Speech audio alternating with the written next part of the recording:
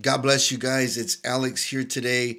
I got a message for some of you that may need this. I know some of you have been asking about the devotionals that I've been doing.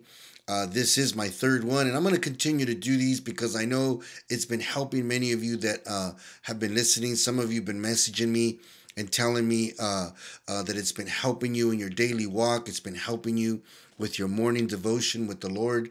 And so I'm going to continue to keep these going. And as the Lord continues to put these in my heart, I'm going to continue to share these, you know. And also, if you guys are liking what you're hearing, give me a thumbs up. Let me know that you guys are liking these. Share them with friends, family, loved ones that are out there. And if you're here for the first time, go ahead and check out some of the videos that I have. I'm definitely trying to get more stuff out there. It is time consuming, but I am trying to do my best to get many of these devotionals out there, so on and so forth. But I want to welcome you to my channel. My name is Alex. God bless you. And we're just going to go ahead and get started.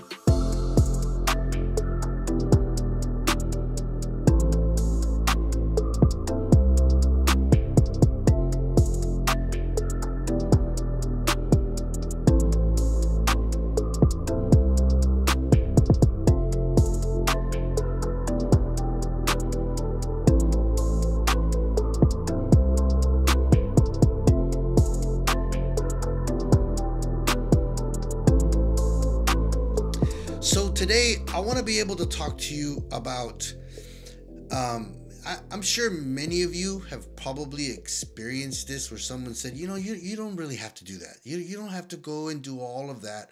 Somewhere in our lives, growing up as kids, right? Many of us have experienced this kind of,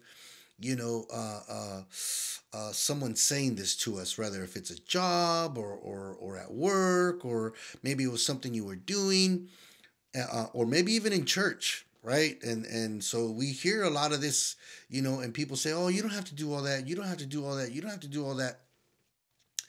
But how many of us know that the reason why we are choosing to do what we are doing is because we feel safe? We feel security. Like, I know I don't have to, but I want to, right? And that's what I want to talk to you about, because the enemy is so crafty. He's so sneaky that he comes in, as a wolf in sheep's clothing, and he will get you and I to stop our devotion, our worship to God, and he'll say, you don't have to do that. Now, I know that there are some of you right now, you're probably saying, oh, yeah, I understand where he's going to go with this. Well, if you do, then let's go ahead and get into this. I want to talk to you today from a story that is very, very familiar. Many of us have read it. Many of us have heard many different sermons. I'm not going to get into full detail and give you all of this stuff and rundown. I just want to talk to you about being able to do what is in your heart for God. Because how many of us know sometimes people try and tell us you shouldn't pray that way, you shouldn't read your word that way, you shouldn't worship that way, you shouldn't do this way, you shouldn't do that way. But in your heart of hearts, you just feel like you want to, because this is your devotion to God. And so today I want to be able to talk to you about that. Now, in Scripture, the Bible tells us in the Gospel of Mark, the 14th chapter, starting in verse 1, it starts to tell us about a woman who had an alabaster jar, right? And I want to start reading from verse 3.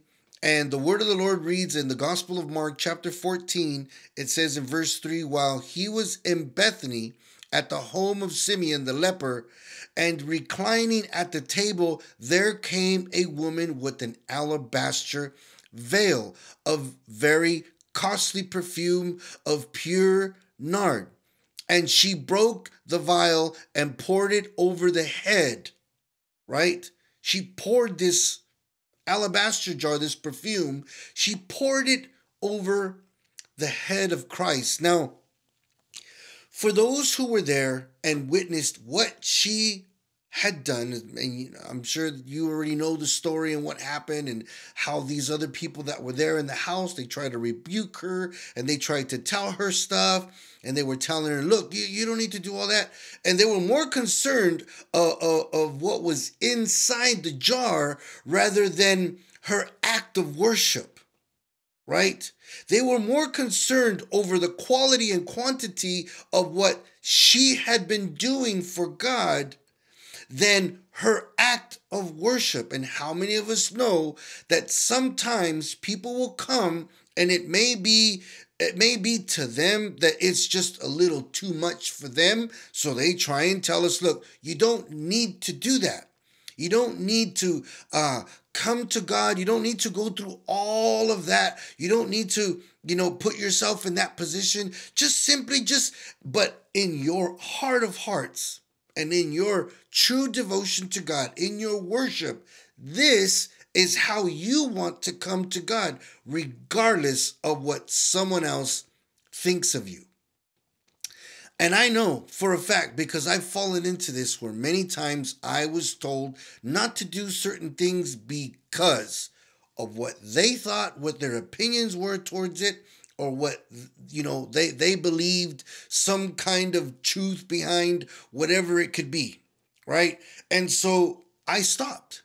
I stopped doing these kinds of things because I was being told I didn't have to, but in my own heart and in my own mind and in my own devotion to the Lord, I felt that this is how I needed to come to God. Now, this woman could have brought anything else, but she brought the most expensive thing she had on her, and that was the alabaster jar. Now, I want to encourage you with this today, and I know it's a small devotion, but it is so important that if you are truly giving something to God, don't let anyone discourage you from your act of worship. Because when we continue to read on, it says there in verse 4, but some were indignating, remarking to one another, why has this perfume been wasted? Verse 5, for the perfume might have been sold for over 300 denarii, and the money given to the poor. And they were scolding her, but Jesus said, let her alone. Why do you bother her? Right? She has done a good deed to me. This is Jesus telling the other people that were there that what she had done it unto Jesus. And then in verse 7 it says, for you always have the poor with you, and whenever you wish, you can do good to them. But you do not always have me. She has done what she could. She has anointed my body. Now, when I read this, it truly touched me in such a powerful way, because what you do and how you do it for God, right? Because it's coming from your heart, and you don't care what anyone else thinks. You don't care how much it costs. You don't care what you're sacrificing. You don't care what you're surrendering. What we're doing is we're anointing God at his feet. We're falling to his feet with the most precious things in our hearts to give to him. And what the enemy does is he prevents you and I from doing that. And this is the act of worship that Jesus wants. He wants us to worship him in spirit and in truth. And I get it. I know that people are in a whole nother dimension, in a whole nother realm. They're much more mature than us, and it's taken them a while to get there. But the mistake that many of these men and women make when they are trying to teach us to do certain things is they forget that we are not where they are. They seem to forget that we are not quite there yet, that we have to take baby steps to get there. And if we want to bring our alabaster jars, if we want to bring our possessions, if we want to come and fall at the feet of Christ like this, and we want to pray like that, and we want to worship like this, then leave us alone. Let us come to the feet of Christ and let us anoint him with our gifts, with our blessings, with our sacrifices, with our worship and praise. And this is what Jesus was telling those other people that were there. He says, leave her alone. What she's doing it unto me. And how many of us know that today there are more people trying to discourage you from worshiping God the way you truly want to in your heart? And they want you to worship just like them. They want you to hear the music they're listening to. They want you to pray the way they're praying. They want you to read your word the way they're reading. And they're all trying to get you to do what they do. But in your own heart, you want to worship God a particular way. But you can't because everyone wants to tell you not to do it that way. And believe me, I know, being on social media, I hear so many people say, you shouldn't do this. You know, you shouldn't say his name is Yeshua. You shouldn't be praying like this. And God has a name and his name is Jehovah and all this other stuff. Listen. You don't have to listen to all of that. If you know your devotion is straight to God, the God of heaven and earth, the creator, the Father, right? The one true God, the great I am, the bright and morning star. As long as you know that you are meditating at his feet and you are worshiping him, it doesn't matter what anyone else says, how you're praying, if you want to come and scream and shout, then that's what you do. Again, the mistakes that many of these people make is they forget we're not there. And we're not them. And we don't want to walk in their shoes. We don't want to walk in their praise. We don't want to walk in their worship. We want to worship God the way he created us to worship him. And everyone has been created different to worship God. Some people will bring their alabaster jars. Some people will bring their homes.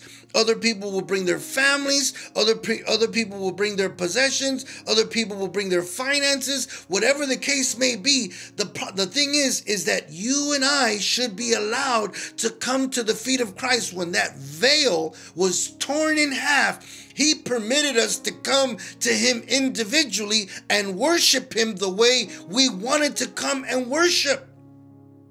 And so it's important that today, if you are praying to God and you're standing up with your eyes open and you're walking, hey, that's between you and God. If you're singing a certain song and they're telling you don't sing that song or whatever it is, but you know your devotion is to God, you go ahead and worship God the way he created you to worship. Within time, you'll begin to learn and understand.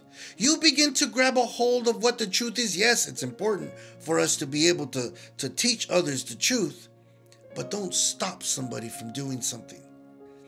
You know, I know many times we feel that we have to be qualified, that we have to come to God and fill out some kind of application and turn it in and wait for acceptance. Or we got to turn in some kind of resume, or we got to turn in some kind of criteria that will allow us to be qualified. But let me tell you, God called the unqualified. He called the uneducated. He called the broken. He called the lost. He called those who were foolish and those who were weak. He called those who were last. And if you believe that you fit in one of those characteristics, if you feel that you're one of those people, then let me tell you, he called you. And he called you to bring your alabaster jar and to anoint him with it, to cover him with it, to pour it over his head with it. And I truly pray that you take your devotion your worship and praise to a whole nother level. And don't let anyone convince you to praise different, to worship him different, to anoint him different, to come to him different. You come to him the way he created you to come to him, because every single one of us are running our own race. As long as we are worshiping the one true God, as long as his name is the Alpha and the Omega, the first and last, the beginning and the end, as long as his name is Jesus, Jehovah Jireh, Jehovah Nissi, as long as he is the Son of God, as long as it is the one that died on the cross and rose on the third day, the one that has the keys to death and Hades, as long as you know that he's the one you are worshiping, that's all that matters, beloved. It shouldn't matter what anyone else tells you, but that you get your praise on in front of Jesus and you anoint him with your blessings. That you come to him and say, God, today I want to come and bless you. I want to pour over your life and give you everything that I have, regardless of what it costs. People may look at what you're bringing and say, you ain't got to do all that. You ain't got to come like that. You don't have to talk like that. You don't have to preach like that. You don't have to. Well, excuse me, but this is my praise. This is my worship. This is my alabaster jar. You got yours. You go do you over there. I'm going to come and get my praise on. And I pray that you do. Because today in the final hour, many of us know that Jesus is about to come back and take his bride. And the last thing I want is someone telling me to come and worship God the way they are.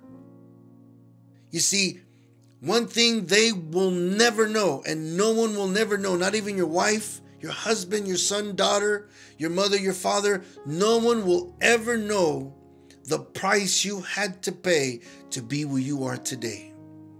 No one knows the kind of pain you've had to go through to be where you are today. And you may not look like you have a lot, but let me tell you, it took a lot to get there. And that's what matters. So if you want to bring your alabaster jar and bring everything you have and lay it right there, break it and pour it over the head of Christ, then you do that, because that's what he looks for in us.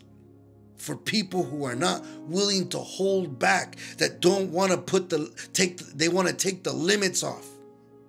And I want to encourage someone here today, it's time to do that. It's time for you to take the limits off. Stop listening to everybody telling you what you should and shouldn't do. Now, don't get me wrong. It's important that we listen to our leaders and our pastors. It is very important. But when it comes to your devotion, when it comes to your praise and worship, you don't have to sound like everyone else.